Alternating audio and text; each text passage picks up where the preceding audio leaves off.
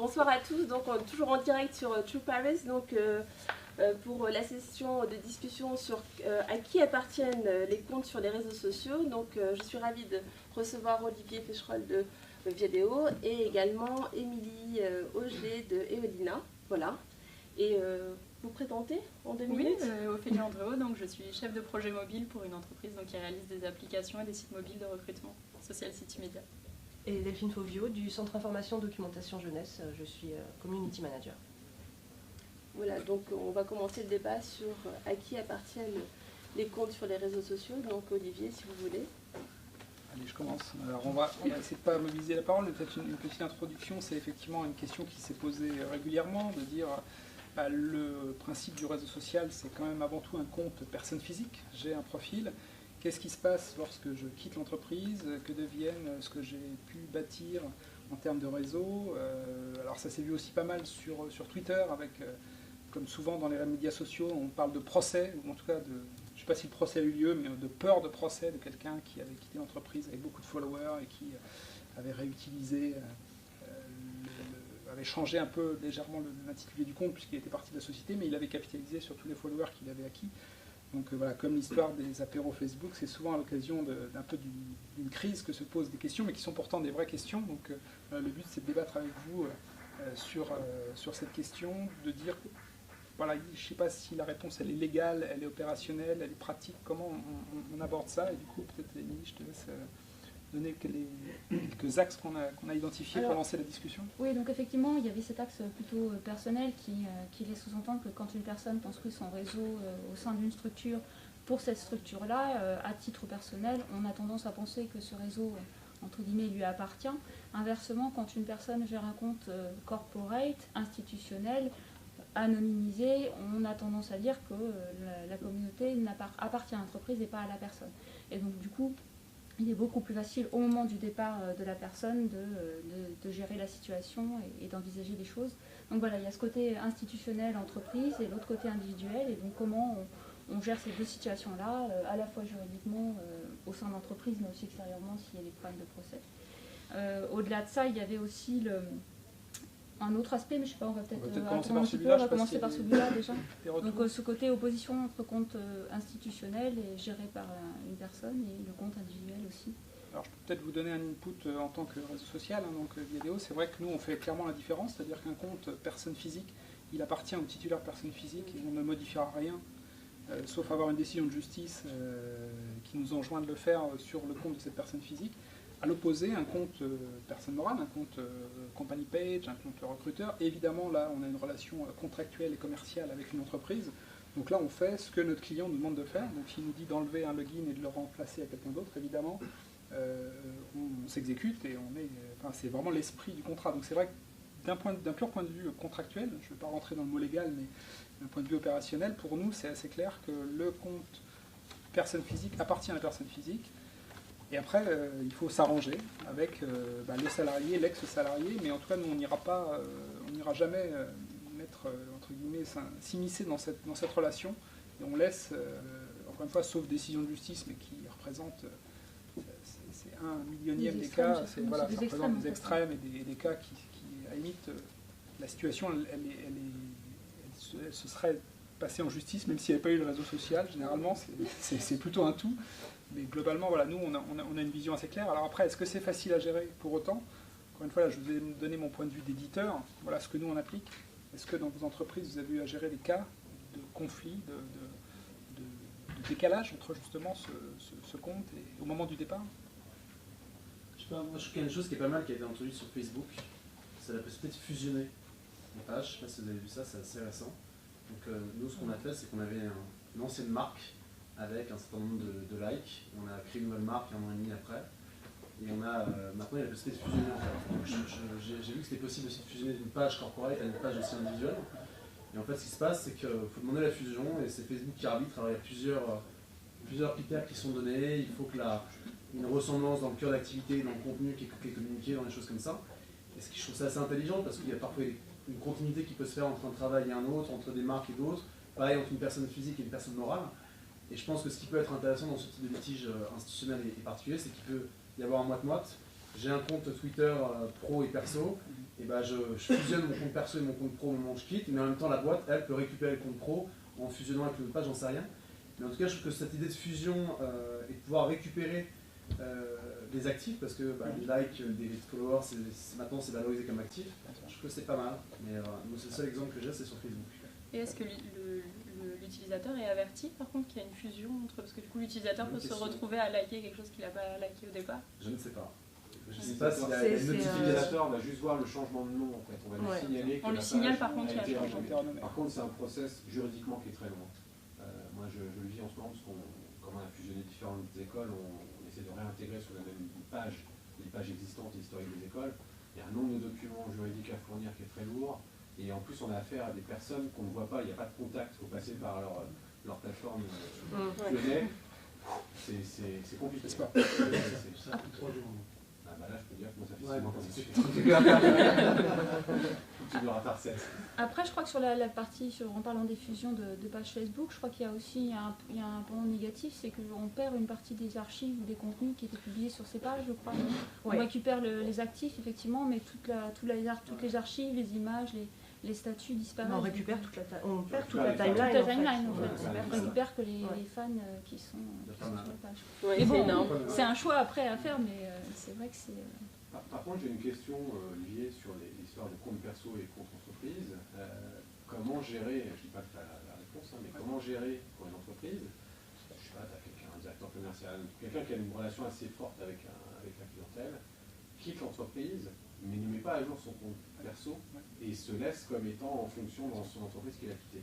Comment gérer ça en tant qu'entreprise? Alors effectivement, ça arrive. Donc j'ai envie de dire que là, il y a une forme de tolérance qui est le fameux moment où on sait que c'est quand même toujours plus facile de trouver un job quand on est en poste que quand on est en recherche. Et donc voilà, je pense qu'il y a une tolérance de flou de quelqu'un qui va effectivement laisser son profil ouvert, entre guillemets, même s'il a quitté l'expérience. Et là aussi, généralement, ça va se négocier. Hein. Pour moi, c'est dans le même ordre d'idée que lorsqu'on dit on se met d'accord au moment d'un départ et on se dit je te donnerai une référence où on va définir ensemble une raison de la fin de l'histoire pour bien s'assurer qu'on dit la même chose, pourquoi tu es parti, pourquoi on s'est séparés. Donc pour moi, ça fait partie de la même famille d'informations. Et puis après, il y a un moment où effectivement ça devient problématique. Et là, du coup, on va essayer, nous, comment on fonctionne, on va essayer de fonctionner d'une part à l'amiable. C'est-à-dire que quand vraiment on a une demande officielle et de quelqu'un qui a un profil qui commence à... En fait, la frontière, elle est au moment où ça devient nuisible. C'est-à-dire qu'il y a une tolérance, il y a une ligne jaune. Tant qu'elle n'est pas franchie, le jour où cette personne il commence à avoir des pratiques dans lesquelles il crée de la confusion, on se rapproche de terrain de parasitisme commercial, de concurrence déloyale. Voilà, donc avec une menace de procès, généralement on arrive à résoudre là aussi 90% des cas, et puis sinon ça suppose encore une fois une décision de justice, et là par contre on appliquera la décision de justice. Peut-être juste un point pour répondre entre le sujet compte pro, compte perso. Ce qu'il faut voir aussi, c'est que la plupart des réseaux, chez nous, mais chez tous les autres, au début il n'y avait pas de compte pro, il n'y avait que des comptes perso. Donc c'est aussi pour ça qu'il existe beaucoup de comptes qui sont techniquement des comptes personnes physiques, mais qui en fait ont été dès le début gérés comme un compte pro avec plusieurs personnes derrière physiques qui parlaient. Et ceux-là, évidemment, ils vont être les premiers à être fusionnés avec une page entreprise, par exemple, ou avec un compte pro lorsque ça existe, de façon à... Et là, j'ai envie de dire, il n'y a pas tellement de pertes, parce qu'ils ont été dès le début positionnés, même s'ils utilisaient un compte personne physique comme un compte pro. Je ne sais pas si vous en avez fait l'expérience, mais... Alors, malheureusement, moi, chez Kelly, de toute façon, il y a différents collaborateurs, des recruteurs, etc.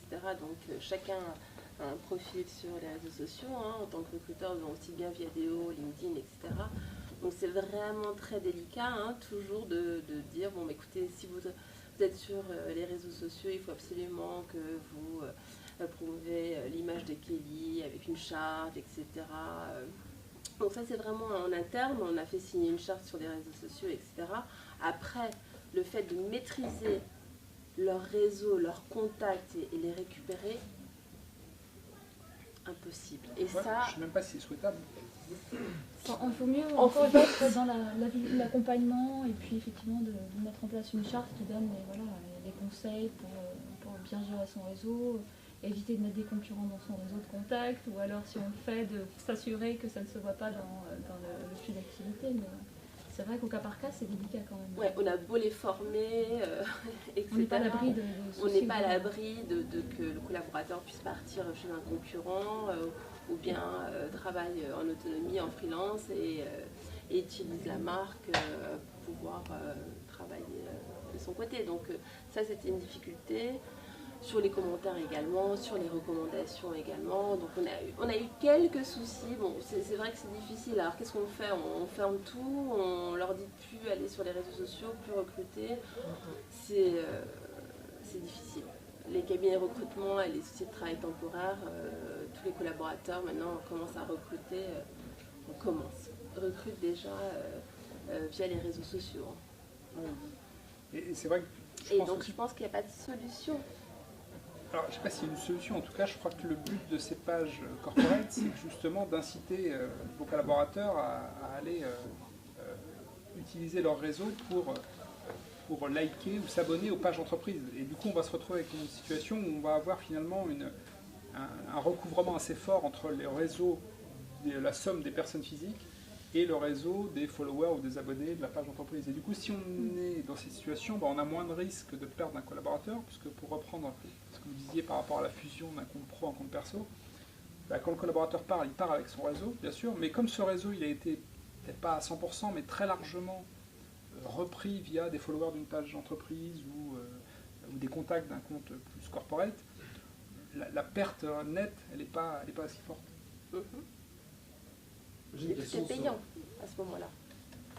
Alors, non, ça dépend du compte corporate, donc voilà, de la page entreprise, des followers de la page entreprise. Après, ça dépend des modèles, hein, je ne peux pas répondre pour d'autres, mais chez nous, c'est un modèle dans lequel les followers de la page entreprise, on peut follower une page entreprise même si elle est gratuite. Donc, ce n'est pas lié au statut payant de la page. Après, je réponds que pour ma chapelle, je ne sais pas comment ça marche chez les autres. J'ai deux petites questions par rapport à Galéo. La première, c'est sur la question de ces créations de comptes. On voit que LinkedIn s'est lancé sur les comptes universités, etc. Est-ce que vous comptez continuer là-dedans? Et jusqu'à combien de comptes vous pensez qu'on peut imaginer en termes de personnes morales? Il y a les entreprises, d'abord les professionnels, ensuite on a les entreprises, ensuite les écoles. Est-ce qu'il y en a d'autres, à votre sens, sur lesquels il va falloir se positionner? Et une deuxième question, aujourd'hui le modèle économique de la plupart des sites qui justement ont des réseaux est basé sur le fait d'avoir la donnée sur son propre site, et c'est ce que vous vendez en service, notamment auprès des recruteurs. Est-ce que vous pensez que votre modèle peut évoluer avec un interfaçage avec d'autres sites qui permettraient d'avoir une donnée actualisée et un profil qui soit dans les deux sens? C'est-à-dire qu'aujourd'hui on peut faire du LinkedIn Connect, du Viadeo Connect sur d'autres sites, mais entre les deux absolument pas. Est-ce que c'est quelque chose qui est envisageable ou est-ce qu'on est vraiment dans du... Alors je ne veux pas me piser la parole, je pense qu'on s'écarte un peu du sujet. Je serais ravi de répondre peut-être avec vous. On a plusieurs comptes sur plusieurs plateformes. À la fin, il y a un mot que je reprends de ce que vous dites, c'est effectivement l'apparition d'une troisième catégorie de comptes, c'est les comptes universités. Et ça vaut le coup peut-être d'avoir le retour on a la chance dans la salle d'avoir deux éminents gestionnaires de comptes sociaux écoles, on va dire, en tout cas pas université, école. Mais je pense que c'est un troisième type de compte. Donc le compte perso, le compte pro au sens entreprise, et c'est vrai, chez nous comme chez LinkedIn, l'apparition des comptes... Voilà, je ne sais pas comment les appeler d'ailleurs, école, on va les appeler école, voilà, parce que du coup je suis en train de dire école, université. Peut-être un petit retour d'expérience sur est-ce que cette catégorie de compte, le compte université, est différente du compte pro, du compte perso, comment vous le gérez? Il y a une forme de suivisme dans l'histoire. On avait déjà des pages avant. Ouais, ça, vous avez merde. Il y avait des pages écoles, des pages classiques, on a basculé,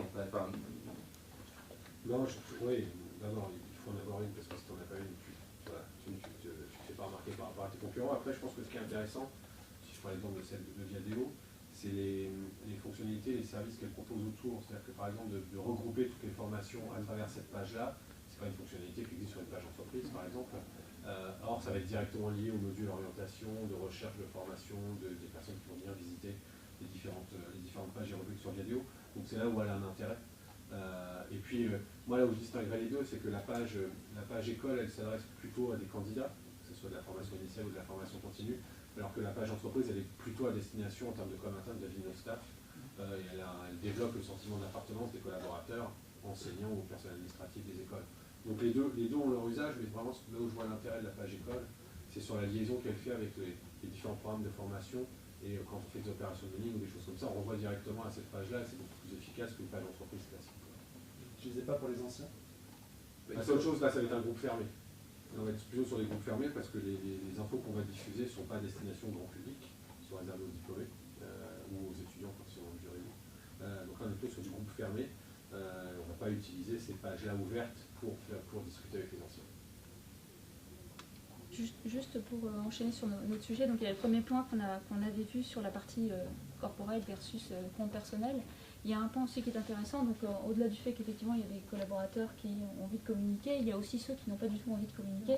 Et on se dit, mais mince, j'ai 10 000 employés, si les 10 000 employés décident justement de diffuser une actualité de la société, j'ai un impact qui est beaucoup plus fort que s'il n'y en a que 2 qui sont au marketing, qui ont envie. Et voilà. Donc, qu'est-ce que vous pensez justement de quelle est la place aujourd'hui de l'entreprise ou du manager ou de la personne du marketing qui dit voilà, j'ai une super actu, comment je vais essayer de la faire passer auprès de mes employés et des collaborateurs pour qu'ils aient envie d'en parler. Est-ce qu'on les force, est-ce qu'on les force pas, est-ce qu'on met en place des scénarios, est-ce qu'on met en place des billets de réduction pour les inciter à partager? Qu'est-ce que vous en pensez? C'est du community management aussi. Ouais. Oui, bien sûr, oui. Non, mais C'est on tout à fait fait ça. des techniques à peu près les mêmes pour. Alors, au début, j'ai essayé de les battre, mais ça ne marchait pas. Ça marche pas. Pas assez fort. On ne peut pas forcer. On peut pas forcer. Si on force, voilà, c'est contre-productif et de toute façon, ils ne le feront pas. Il y a de l'éducation à faire, c'est notre job à nous en interne. Il y a de l'éducation à faire sur d'abord comment utiliser les réseaux sociaux. Au-delà de quelle info diffuser, c'est apprendre à maîtriser l'outil, apprendre à l'utiliser. Mais la même chose est vraie pour nos étudiants d'ailleurs. Nos étudiants, c'est nos porte-parole. Voilà, C'est les ambassadeurs de les l'école. ambassadeurs, Voilà. on les forme déjà à l'outil, à la maîtrise de l'outil technique. Si je prends le cas chez France Business School, on les a tous formés à l'utilisation de Twitter, ce qui nous permet d'avoir un flux d'infos Twitter énorme sur l'école. Et la deuxième chose après, c'est de leur montrer les retours qu'on a par rapport à ces opérations. Moi, j'ai formé le COMEX sur l'utilisation des 3-4 réseaux sociaux clés qu'on voulait utiliser.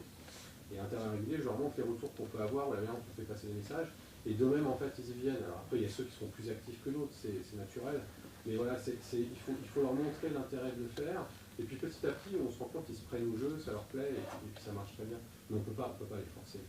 C'est peut-être plus facile avec des étudiants qu'avec des employés qui sont là depuis un certain nombre d'années et qui sont très réfractaires à mélanger ce qui est le... Il ne faut pas penser que les étudiants maîtrisent les outils. Ah non, je ne pense pas. Une autre question. Je ne pense pas. Mais en termes... les étudiants sont peut-être plus à même de vouloir montrer et de mettre Il y en a le valeur sentiment ce que d'appartenance fait- par rapport à l'école quand même. Non, Ouais, ce qu'ils il y a font ça. eux. C'est-à-dire qu'ils vont beaucoup défendre leurs associations étudiantes, la Force Croisière, machin, etc. Bah, Mais plus que... nous, un de nos enjeux, c'est de prendre ces flux-là et le bruit que font ces réseaux sociaux-là pour aussi le rapatrier dans notre bruit à nous. Si vous tapez EDEC, mais ça vaut aussi bien pour Google que pour les réseaux sociaux, ce qui va sortir en premier dans le bruit, c'est la Force Croisière, parce qu'il y a plein de gens qui font du bruit autour. Donc comment on rapatrie ça et comment on manage ça? C'est très compliqué parce que ce qu'il faut vraiment eux, c'est qu'ils se parlent sur Facebook avec des groupes privés. Sur le groupe je fais du cinéma avec mes copains, ils sont dedans, ils se parlent, ils veulent surtout pas leur demander Mais d'aller. ceux-là, c'est pas gênant, la limite. C'est moins Non, gênant. non, je suis d'accord. Mais Il y a sauf ceux que. qui sont publics et ouverts, et là, et comment on leur transmet l'image, est-ce qu'on veut passer comme De toute façon, il y a une chose qui est vraie, avec eux comme avec tout le monde, mais voilà, en particulier avec eux, c'est qu'on ne peut pas contrôler. Imaginez qu'on va contrôler. C'est la même chose avec les employés. Voilà, imaginez qu'on va contrôler, c'est illusoire. Normalement. Par contre, on peut surveiller au sens de veiller à ce qui se fait, et rappeler à l'ordre quand on voit des choses passer, en dire attention, voilà, et en expliquant, en étant assez fédéral. Ça n'arrive jamais. Ça arrive rarement. Sauf quand on les a. Très rarement. Les écoles on peut le faire, pédagogiques. de temps en temps. Mais on ne contrôle pas, mais le flux globalement il est positif. Et puis voilà, il y a une espèce d'effet d'entraînement, c'est-à-dire que quelqu'un va témoigner, va apporter un témoignage positif sur telle action, sur telle conférence, telle chose, ça va avoir un effet boule de neige. Et effectivement, ça va nous être profitable in fine. Mais quand même, dans l'ensemble, il y a aussi des messages à modérer. Et pour Twitter, vous incitez les étudiants? Comment vous faites pour les amener à utiliser? En fait, on les a formés d'abord. Mais vous dites, vous les forcez, vous dites, bah voilà, il y a un cours Twitter, c'est de 9 à 10, il n'y a pas d'autre libre. libre. Non, non, mais je me fais un peu Déjà pro. enchaîné au smartphone, il n'y a pas besoin de les penser. J'ai été enseignant voilà, pendant longtemps dans une école de commerce et je sais que c'est pas évident. Parce que nous, ça faisait partie des cours obligatoires, les cours réseaux sociaux, Sophie Callan pourra en parler. Sauf qu'au départ, ils étaient récalcitrants et après, ils étaient ravis d'y être. Mais c'est pas évident de les faire venir. Sur Twitter, on a eu un exemple simple, c'est qu'en fait, on a formé l'outil, mais après, on l'a intégré dans l'exercice pédagogique. Et en fait, on a notamment fait un cycle pendant 18 jours, on a eu 18 conférences avec 18 conférenciers experts. Et forcément, sur nos 6 campus, le conférencier ne pouvait pas être présent physiquement sur les 6. Et la manière qu'on avait mis en place d'interagir pour poser les questions avec le conférencier, c'était via Twitter et via un hashtag. Et du même coup, il y avait par la pratique en fait. Très malin ça. Bon après, du même coup, dès qu'ils ont quelque chose à nous dire, ils nous tweetent. Marion. Mais pour revenir sur justement parfois la génération étudiant versus des collaborateurs et comment ils prennent la parole sur les réseaux sociaux, nous on essaye vraiment de motiver nos collaborateurs et nos ambassadeurs qui en plus prennent la parole dans les écoles, ils le font très bien, ils sont super rodés sur les discours. Quand on leur demande de faire la même chose sur les réseaux sociaux, ils ont vraiment du mal. Ils commencent à trouver le ton aussi, etc. Et on a mené sur Facebook, là on s'adresse à nos stagiaires donc, qui sont étudiants, et on leur a dit, on les a pas forcément encore une fois, on a fait un appel à volontaires, on leur a dit est-ce que pendant une semaine ça vous dit de prendre les manettes de Facebook Accenture France, enfin carrière Accenture France, et d'expliquer votre quotidien. Et on a eu plein de retours, et il n'y a eu aucun problème sur comment je vais faire pour diffuser le message, etc. Enfin, moi j'ai eu besoin de les accompagner, c'était super naturellement. En termes de messages, ils savent très bien ce qu'ils peuvent dire et ce qu'ils ne peuvent pas dire.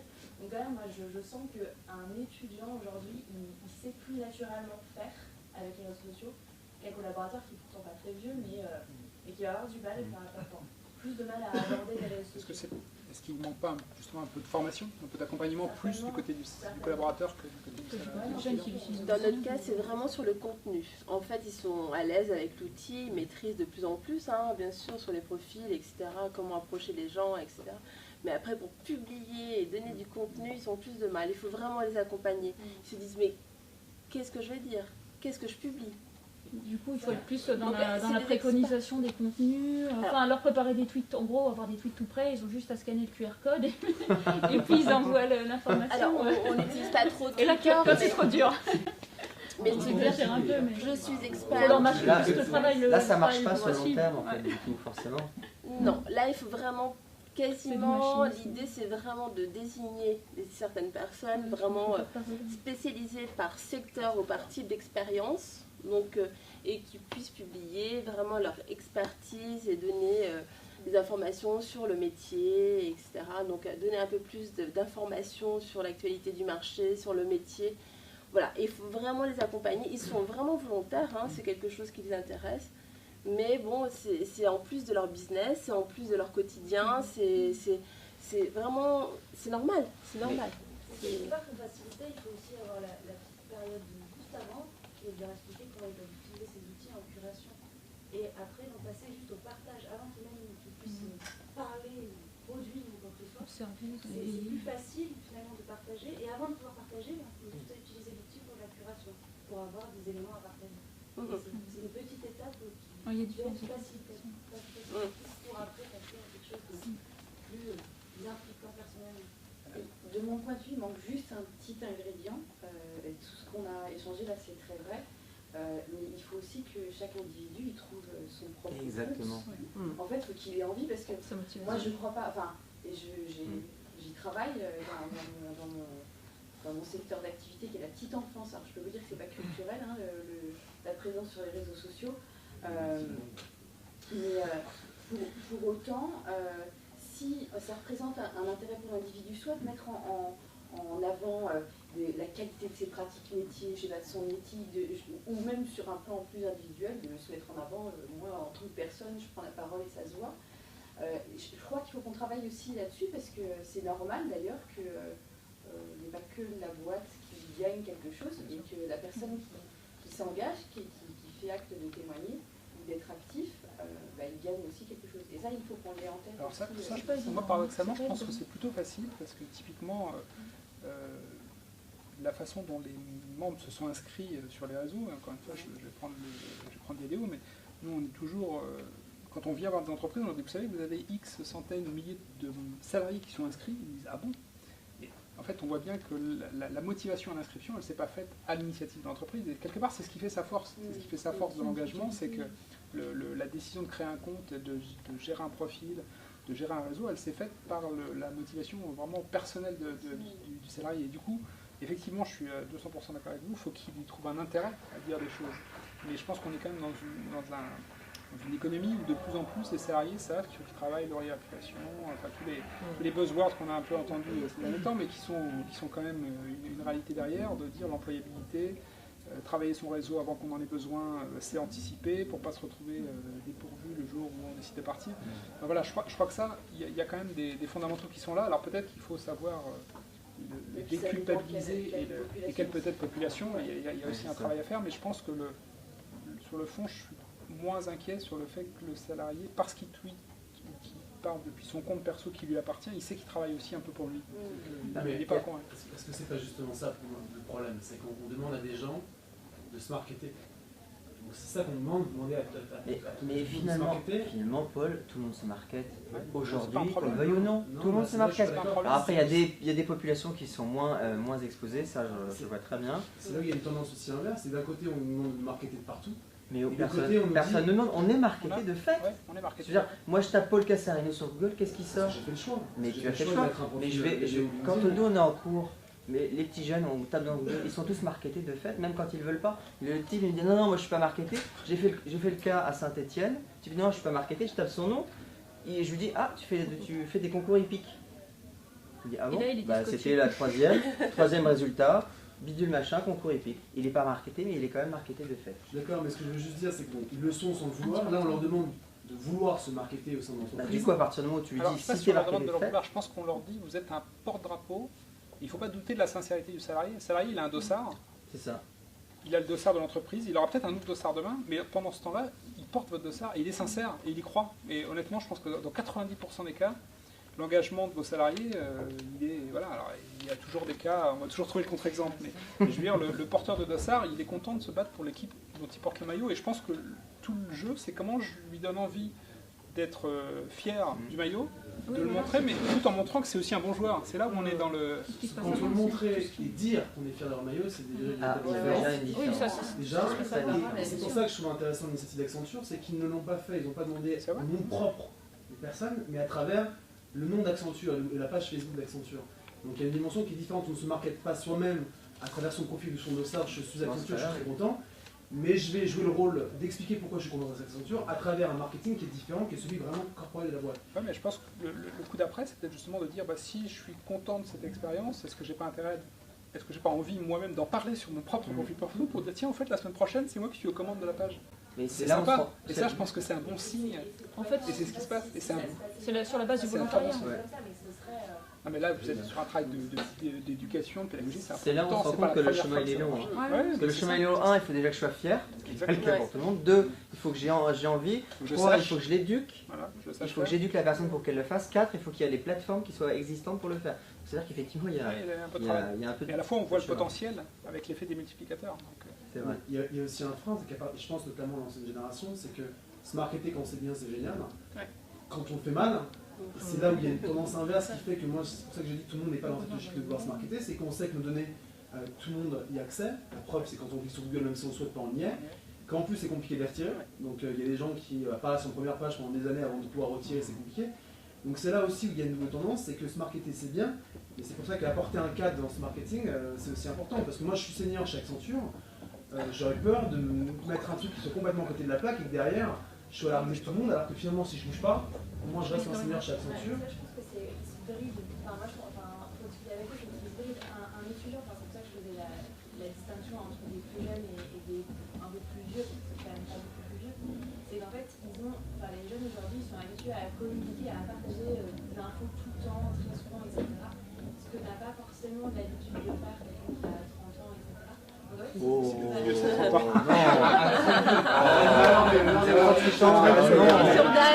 non, c'est vraiment ça. Là.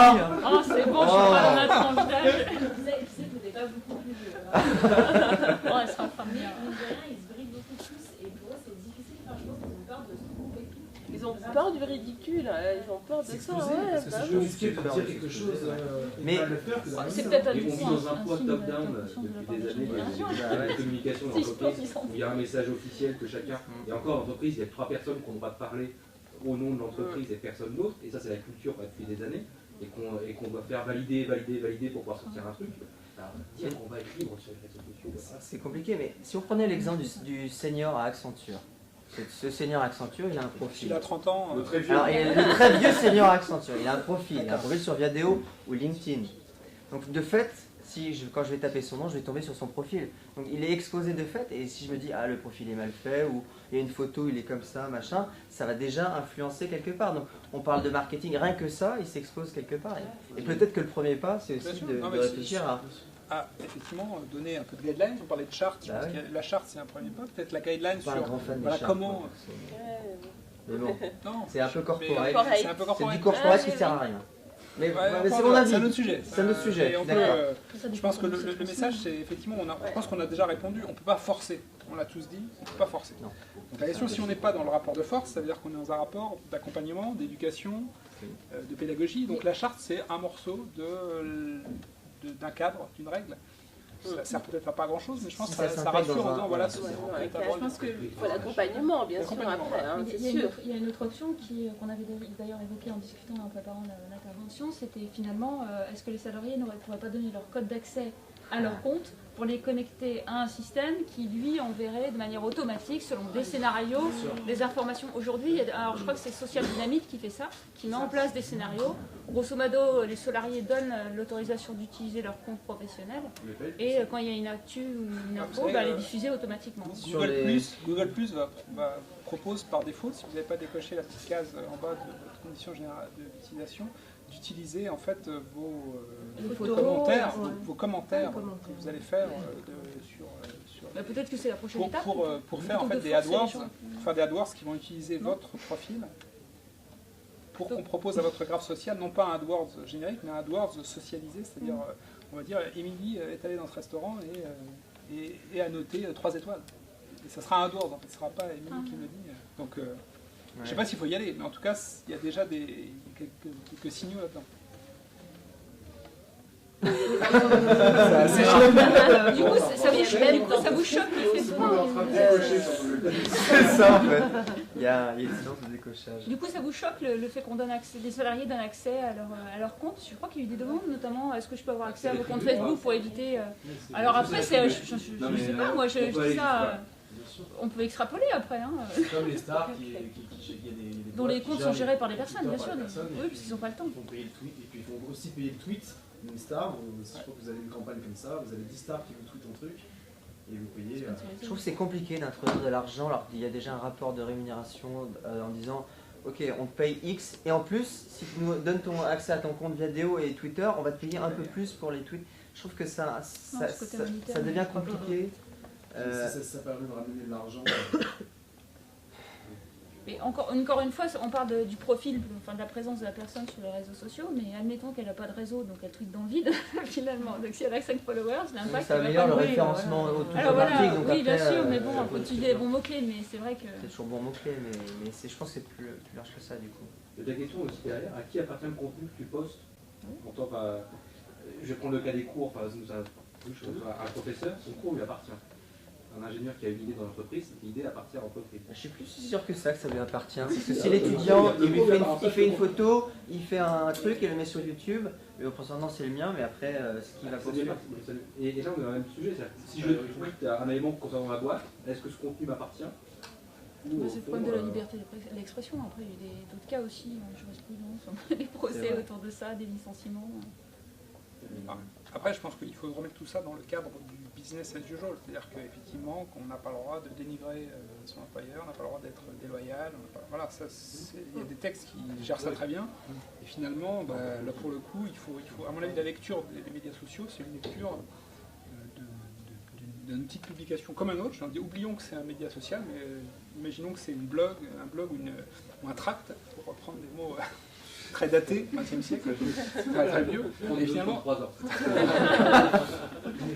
ce que je veux dire, c'est que du coup, pour moi, il y a déjà des règles qui existent. Donc je ne suis pas sûr qu'il faille traiter différemment le média social sur ce sujet-là. Après la question qu'on a voulu lancer un peu à titre provoque, mais un peu pour créer le débat, c'est effectivement, est-ce qu'on serait prêt, visiblement pas trop, à dire je donne mon compte à mon employeur pour qu'il puisse tweeter en mon nom. Sur la question des médias, c'est quand même particulier, parce que quand on fait un tweet auprès de followers qui sont une dimension qui est à la fois médiatique parce que public, et c'est privé parce que c'est nos followers, quand on est sur un vidéo en ligne, quand on publie dans un groupe, ça a la même connotation que quand on va publier son statut ou quand on va publier... Tout existe. Si le groupe est public, c'est une information publique. Si le groupe est privé, ça ne sera vu qu'entre membres du groupe, et du coup on peut considérer que c'est une conversation. Après la question c'est quand c'est une conversation, s'il y a 1000 personnes dans le groupe, vous savez qu'on dit dire un secret à une seule personne en même temps. Donc, conversation privée, s'il y a beaucoup de monde, il y a des risques de fuite et que ça devienne une conversation publique. Mais a priori là ça dépend des réglages du compte, mais il y a quand même des options où ce qu'on va publier est public. Et s'il est public, on s'expose à la parole publique, à la diffamation, à tout un tas de choses, encore une fois, qui sont réglées par d'autres textes. Il y a beaucoup de chercheurs qui réfléchissent, j'avais vu ça, sur l'idée que les données des utilisateurs sur Internet soient concentrées au sein d'un même endroit, qui ne seraient pas du tout reliés à un service justement ou à un site. Et que justement les sites, eux, récupéreraient la donnée, contrôlée par l'utilisateur, et adosseraient des services. Ça peut être... je veux aller acheter un billet de train, le service de billet de train récupère les infos nécessaires dans ma base de données pour le train, professionnel, etc. Est-ce que c'est quelque chose qui, là je parle très loin, mais est-ce que c'est quelque chose qui vous paraît possible, faisable déjà techniquement, et est-ce que ce serait souhaitable? Ça réglerait un problème aussi de question de savoir à qui appartient la donnée. Ça existe, ça s'appelle Facebook. Facebook Connect. Tout est sur Facebook, et de plus en plus on me voit... un Facebook Connect qui m'évite de recréer un énième compte, je préfère lier. Oui, sauf qu'elle n'appartient pas à la donnée. Ah non, elle m'appartient pas. Non. Non, ce que je veux dire, c'est que du coup, est-ce qu'il y a l'intérêt fort de dire je vais recréer tout ça à côté dans une base à part je ne sais pas, aujourd'hui... Tout dans le même panier, déjà, les gens sont un peu craintifs par rapport à ça. Ce que je veux dire, c'est que Facebook, c'est en tout cas, ce que je veux dire, c'est que Facebook s'est imposé comme étant le marqueur, à mon sens, le marqueur d'identité personnelle. Et voilà, aujourd'hui, on se posait la question de certains OpenID il y a quelques années, je ne sais pas si vous avez suivi ça. J'ai l'impression que tout ça, aujourd'hui, on en parle beaucoup moins parce que l'identification perso, c'est Facebook. Nous, on se bagarre pour que l'identification pro devienne un jour...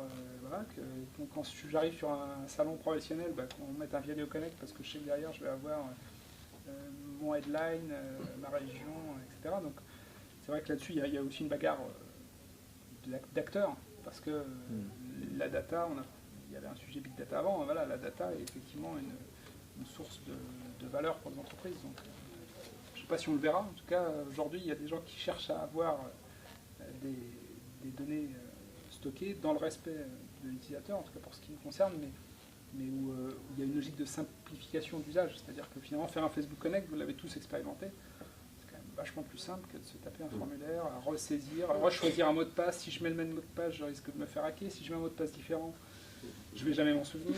Enfin, c'est un enfer aujourd'hui la création de compte. Il y a plein de services où on n'irait pas, alors qu'avec le Facebook Connect, on se dit là c'est simple, je fais un Facebook Connect, le jour où j'en veux plus, je coupe. C'est quand même, il y a aussi le confort utilisateur, il est important. Sur Viadeo, il y a un Facebook Connect. Il y a un Viadeo Connect, il y a un Facebook Connect pour créer un compte, à la création de compte. Ouais. Mais c'est un Facebook Connect qui on va faciliter la saisie d'un questionnaire. Oui, c'est une facilitant l'inscription. C'est pas un pur Facebook Connect où j'ai pas de compte et j'ai juste un lien avec mon compte. C'est une aide à la création de compte. On limite les risques. Donc on veut que ce soit un vrai membre de chez nous. Donc il reste plus que 5 minutes. Donc en conclusion, plus ou moins, à qui appartiennent les comptes sur les réseaux sociaux? Là, c'est vraiment... Alors, je pense qu'on a si je ne peux pas monopoliser la parole, peut-être une conclusion. Je pense qu'on a dit qu'effectivement, il y a des comptes perso qui appartiennent aux individus, des comptes corporate qui appartiennent encore aux entreprises, ça c'est assez clair. Et puis pour moi, le mot que je retiens, c'est on a bien dit qu'on ne pouvait pas forcer. Donc à partir du moment où on n'est pas dans la contrainte, ça veut dire qu'on est dans la conviction, la pédagogie, l'accompagnement. Je pense que quand on a dit ça, on n'a fait que poser le problème plutôt que d'apporter une réponse. Mais on a quand même déjà donné une direction dans la façon d'accompagner vos collaborateurs, les étudiants, l'ensemble des salariés vers une optimisation de leur réseau personnel. Et puis surtout, c'est extrêmement compliqué d'avoir des collaborateurs sur les réseaux sociaux. Il n'y a pas de formule magique. je vais parler d'Adecco, mais à Adecco, ils avaient fait un appel à ambassadeurs. On avait des difficultés à les mobiliser. Puis 200 personnes ont répondu pour être ambassadeurs sur les réseaux sociaux, sur Twitter, etc. On était surpris par la réponse. Donc finalement, c'est extrêmement compliqué. Il n'y a pas de formule magique. Et tout le monde nous parle de l'engagement des collaborateurs, etc. Mais c'est extrêmement compliqué. Au final, à the end of the day, c'est extrêmement compliqué de les engager. Et si on respecte pas les 4 étapes, c'est bien. Mais en plus, il y a une sorte de formule magique. J'exagère, je fais un peu de la provocation, mais il faut trouver une formule magique qui permet d'arriver à ce que... La formule magique, c'est un peu sur la base de volontariat. Finalement, on ne dit pas forcément, donc c'est un peu volontariat, la volontariat, de l'appétence pour les outils, la communication, et puis mais la volonté de porter la parole. Il n'y a pas que l'appétence, c'est qu'il y a des gens qui avaient, dans les 200, il y a des gens, ils n'avaient pas d'appétence, ils disaient, ça m'intéresse, je suis fier de la boîte, j'ai envie de m'y mettre. Et on regardait la liste, on disait, mais il est dans la Creuse, il est dans la déco, dans une... Enfin, voilà. Ils sont seuls. Non, mais j'exagère, mais pourquoi il... Et en fait, il avait envie de se mettre dans ce programme-là. Enfin, c'était vraiment assez impressionnant. Et puis aussi, le besoin de valoriser, de savoir valoriser, parce qu'il y en a qui ont les compétences pour arriver à les identifier et à pouvoir les pousser un peu parce qu'ils ont juste des compétences, mais la petite couche de timidité qui fait qu'ils ne vont pas transformer et qu'il faut juste les valoriser et les mettre en confiance pour vous dire. Ah, il y a un message de Benoît pour Emmanuel. Je sais pas. Ah, d'accord. Bon, ce qui est important également, je pense qu'une entreprise doit, à un moment donné, décider si les collaborateurs doivent aller ou pas sur les réseaux sociaux et assumer les conséquences. Je pense que ça, c'est très important également, parce que certains disent que c'est des prises de risques, etc. Donc, à un moment donné, si on choisit vraiment de laisser les collaborateurs aller sur les réseaux sociaux, là, il faut assumer également. Je pense qu'il faut trouver aussi un juste milieu entre j'accompagne, je forme mes collaborateurs et je les surveille, parce que je pense que si un collaborateur se sent sanctionné ou a l'impression d'avoir fait une bêtise, forcément ça va... c'est déjà dur de les mettre sur les réseaux sociaux, si en plus l'entreprise leur dit je vais vous surveiller, je vais vous faire une charte. Enfin, j'exagère. Je vais faire une charte pour vous dire que attention, si tu dis ça, je vais te poursuivre ou tu risques de te faire licencier. Voilà, je pense qu'au final, ça reste quelque chose de dur, donc il ne faut surtout pas de garde-fou. Enfin, je suis désolé, je suis un peu radical. Non, je pense que ça peut être rassurant. Il y a la charte bâton, mais il y a la charte rassurante en disant voilà ce que je conseille. Non, on a essayé de faire ça, on n'a pas appelé ça une charte, on a appelé ça une espèce de guideline. Donc voilà ce qu'on vous conseille, il faut attention. Mais la sémantique est importante. Il faut que le collaborateur ait l'impression d'être un petit peu autonome quand même sur ce quand qu'il dit. Si tu parles en ton nom, dis-le. Si tu parles en nom de l'entreprise, signale-le. Enfin voilà. Des conseils, en fait, je pense que c'est de la pédagogie, c'est de l'accompagnement. Des bonnes pratiques. C'est des bonnes pratiques. Il faut aussi sensibiliser à pas donner des infos confidentielles. Je pense que c'est quand même important. Ça fait écho à cette fameuse signature, mes tweets n'engagent que moi. Voilà. Qui veut strictement rien dire selon l'avocat qu'on a vu hier. Super. Et en fait, ce qui était intéressant, c'est que Laurent Choix, le DRH, dont tout le monde parle tout le temps, il disait qu'en fait, lui, il était sur Twitter, non pas pour lui, mais il était sur Twitter pour sa boîte, et que les gens voient qu'il soit un business case pour les gens en interne. Et finalement, lui, il n'avait pas le temps de s'y mettre, et que le fait qu'il soit tellement engagé, ça fait que les gens disent « Ah, c'est intéressant, je vais m'y mettre ». C'est que finalement, il s'utilisait comme un exemple pour montrer l'exemple, et là, justement, il parle mieux qu'il ne le fait au final. Il le reconnaît lui-même. Il a qu'à donner ses codes à quelqu'un qui le fera pour lui. C'est ça, non, peut-être pas quand même. Bon, très bien. Est-ce que vous avez des questions pour terminer, des commentaires? Bon, écoutez, merci beaucoup. Bon, on a passé toute une journée sur True Paris en direct. J'espère que vous avez aimé. Et merci beaucoup à tous les participants et à très bientôt. Merci. Au revoir. Au revoir. Merci.